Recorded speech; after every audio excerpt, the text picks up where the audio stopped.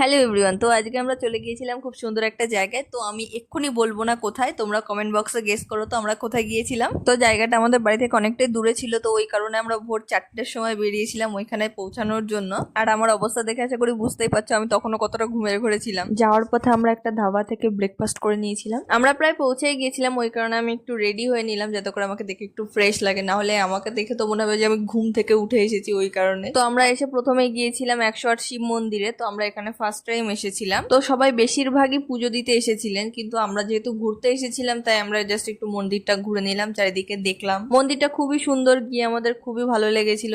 যদি পরে কখনো আসতে পারি তাহলে অবশ্যই পুজো দেবো। এবার তো আর দেওয়া হলো না, এবার একটু দর্শন করে নিলাম শিব ঠাকুরের। তো এই মন্দিরটা এখানে খুবই ফেমাস, তো তোমরা যদি এখানে কখনো যেতে চাও তাহলে এই মন্দিরে অবশ্যই যেও, খুবই ভালো লাগবে তোমাদের। এরপর আমরা বেরিয়ে পড়লাম নেক্সট মন্দিরের উদ্দেশ্যে। তো এইখান থেকে বেরোনোর সময় আমি আমার মা দুজনে এরকম টিকা পরে নিয়েছিলাম এখান থেকে। এরপর আমরা এসেছিলাম সর্বমঙ্গলা মন্দিরে। এই মন্দিরটাও খুব সুন্দর ছিল, কিন্তু 108 শিব মন্দিরের তুলনায় একটু ভিড় কম ছিল। এরপর আমরা গিয়েছিলাম রাজবাড়িতে, কিন্তু রবিবার দিন বন্ধ থাকার কারণে আমরা রাজবাড়িটি ঘুরে দেখতে পারিনি, তাই আমরা চলে গিয়েছিলাম নবাব বাড়ি। এটি ছিল খাজা আনোয়ার বের মকবেরা। তো আমি প্রথমবার এরকম কোনো নবাব বাড়িতে গেলাম, তো আমার গিয়ে খুবই ভালো লেগেছিল। জায়গাটা সত্যি খুবই সুন্দর, মানে না গেলে বুঝতে পারবে না একদম। এরপর আমরা চলে গিয়েছিলাম কমলাকান্ত কালীবাড়িতে। তো ওখানে যেহেতু ফটো তোলা নিষিদ্ধ ছিল, ওই কারণে আমি গুগল থেকে ঠাকুরের ফটোগুলো স্ক্রিনশট দিয়ে এখানে অ্যাটাচ করে দিয়েছি। তোমাদের যদি বিশ্বাস না হয় সেটা তোমরা একবার গুগলে চেক করে নিও।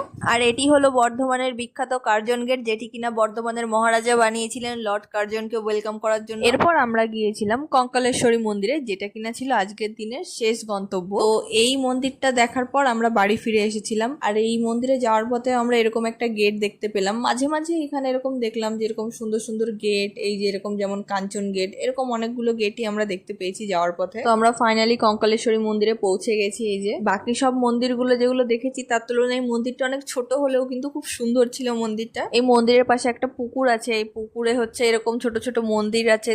মন্দির বলছি তার কারণ এখানে ঠাকুর আছে পর্দা দিয়ে ঢাকা। তো এই পার্কটা খোলার একটা নির্দিষ্ট টাইম আছে, তো ওখানে লক করা না থাকার কারণে আমরা সবাই ঢুকে পড়েছিলাম ওখানে। তো আজকের ঘোরা আমাদের এখানেই শেষ। এবারে আমরা বাড়ির উদ্দেশ্যে রওনা হলাম, তারপরে একটা ধাবা থেকে লাঞ্চ করে নিলাম। তো আজকের মতন ব্লগটি এখানেই শেষ করছি। যদি আজকের ভিডিওটি তোমাদের ভালো লেগে থাকে তাহলে অবশ্যই ফলো আর সাবস্ক্রাইব করো। আর থ্যাংক ইউ ফর ওয়াচিং।